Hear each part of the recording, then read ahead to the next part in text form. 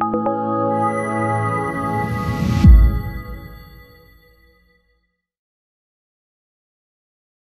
guys, Frankie here from Result-Based Training in Hawthorne. Today guys, we're going to go over a little bit of hormone information, sort of focusing on recovery and androgen hormones in particular. So, moving on from there guys, before we get started, I just want to touch base, obviously here at RBT, we look at training and eating as our two biggest things we need to nail to get you to your goals. So before we get stuck into this too much, I want you guys to ask yourself an honest question. Are you smashing your eating? Are you smashing your training? Now, if the answer is yes to both of those, you still aren't getting the results you're after, that's when we can get stuck into this sort of stuff. Now, firstly, why are these recovery and androgen hormones important? Well, firstly, guys, if we have high androgen hormone production, we're going to have more fat loss, okay? Because we're going to burn more fat at rest just by having a higher metabolism, okay? These hormones actually promote an increase in your BMR, so your basal metabolic rate, number one. Number two, because it does actually leading into this point here, is actually increase our lean mass, and the amount of lean mass that we have. They also need calories to just be there. So just to actually have that muscle tissue, that soft tissue there. Now, for the females watching, I don't want you to get too worried about this, okay? This is not something where this is kind of the sort of stuff that will hulk you out. This is not sort of a big testosterone boosting kind of protocol. This is just sort of stuff that's going to help get you that sort of lean, toned look, not giving you an overly muscular or masculine physique. Now males, because your ability to actually produce testosterone is at a higher level because obviously we're genetically designed that way, you will have a greater ability to build muscle. Now females, not so much, because you're just not designed to to produce testosterone the way males are. So those are the big 2 points of why these are important. Obviously on the other side of the board you can see performance and recovery. Now, says it in the name, recovery hormones. These hormones in particular do help us repair and rebuild, okay? So if we've got low amounts of these hormones, it does impair our recovery. It does take recovery a little bit longer, especially if coming back from injuries. If you're injured, you'll notice, especially soft tissue injuries, they take longer to heal when these hormones are lower than what's healthy or they're at that optimal kind of range, okay? Now, that all sounds good. I'm sure you're thinking, oh cool, I can lift heavier, I can be stronger, I can recover faster and get more workouts in, I can build mass and be lean, but how do I boost these hormones? So firstly guys, the big one, something obviously you're going to do here with us is lift, okay? So lifting heavy weights, more than just sort of exercise in general, but actually doing heavy weights does promote chemical changes in the body, which actually promote this sort of production of these androgen hormones, these recovery hormones. So that's the big one. So making sure we're getting our hours in the gym and we are lifting appropriate weights, we are challenging ourselves with our weight ranges, we're sticking to tempo as well. Tempo, so the speed at which we are doing our reps. So having that time and attention. So if it's a 4 second down, 1 second up sort of thing, we're not speeding through that.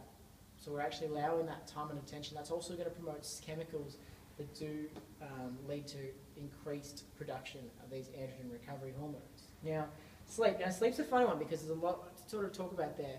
A lot of these hormones are A, produced while we sleep, and B, utilised while we sleep. So if we're not getting our 7 to 9 hours, we're not going to be getting that. That's one part of it. The other part of it, guys, is that if we're not sleeping, just about every other thing in our bodies, all the other processes in our bodies and a lot of the chemical regulations in our bodies goes out the window if we're not getting enough sleep. So once those systems and those sort of chemical regulations are out the window, the body doesn't have time to sort of focus about fat loss and muscle gain. It's built for efficiency. It's going to do the important stuff, like making sure our blood sugar levels are okay. We're not going to crash at work or anything like that. We're not going to, stress out and have a heart attack or anything like that. So it's going to manage those aspects first. Kicking on from there, guys, zinc, magnesium, good quality protein are all things we need to have in our diet to make sure that we do produce these hormones. So a big one, I think, in my experience, is magnesium. Most people in Melbourne in particular are really deficient in magnesium. It's why I actually recommend a lot of people go on magnesium supplements. I know Ben's done a blog on magnesium in particular, or not on magnesium nutrition, where he mentioned that magnesium, we're deficient because our soil, we've got, I think, the third least rich magnesium soil in the world, so it's a big reason to go on that. So that's the rate limiting factor in a lot of athletes that I've worked with, is that not getting enough magnesium through food themselves, they need to supplement it. Now zinc, you can get enough zinc through your diet if you absorb it. Now, majority of people don't have good absorption rates of zinc, and it's another reason why I recommend going on supplementation. The beauty of that is if you go on supplementation, your body gets better at absorbing it, and over time you actually come off the supplement and just get zinc from your meat, your nuts, your seeds, and other foods that have zinc, so some vegetables as well. And down the bottom here, a good quality protein. Alrighty guys, so looking at that, what that means is that we're not getting all our protein from protein shakes, Quest bars, we're not getting them from baked beans, we're not getting them from spam in a can or processed meats and deli meats. We're getting good quality fresh meat, we're getting fresh eggs. Basically, you guys know what's good and what's bad. I don't go into that too much. Good quality protein is pretty straightforward.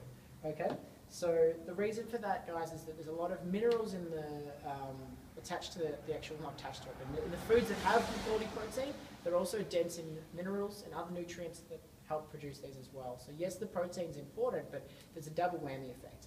If you're deficient in protein, you're not getting enough, you simply won't synthesize these hormones because it's not high enough on the sort of the hierarchy. Once your protein is limited, your body's more concerned about detoxifying your body and also just immune health before it's going to look at boosting androgen hormones that are going to make you faster. Okay, and lastly, guys, I've mentioned detox here. There's a lot of reasons why you need a detox for this. I guess the most straightforward or the most simple way to put it is that if your body isn't clean, a lot of the regulatory factors that go through our body are hindered in some way. The body can't sort of work effectively and efficiently. So a lot of the processes that go to building these hormones are inhibited because of that. That's one part. As our stress goes up, we increase more stress hormones. Stress hormones actually inhibit the amount of recovery hormones that we have, the amount of androgen hormones that we have.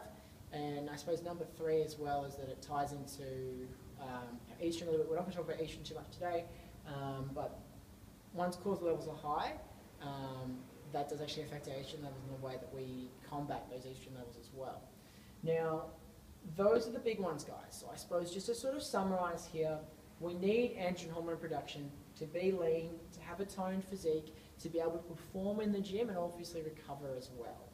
Now, the biggest ones that you can do is make sure you're sleeping, make sure you're working hard, you're getting your zinc, your magnesium, your good quality protein, and we're detoxing. So we can improve our detox by making sure we get enough water, enough fibre, so fibre particularly from green vegetables because they're also dense in B9, B12 vitamins, which are great detoxifiers, making sure we're getting enough antioxidants as well. Okay, guys? So hit your fibre, your water, or your vitamins as well, getting them in as well. That's going to help detox. Hit all these bottom 4 points and you'll notice an improvement in this number 1. Like I said at the start, it's all well and good to come with this approach. If we're not training effectively or we're not hitting our nutritional goals, we're not sticking to our macros, then this stuff isn't really going to work for us. This needs to be secondary to that.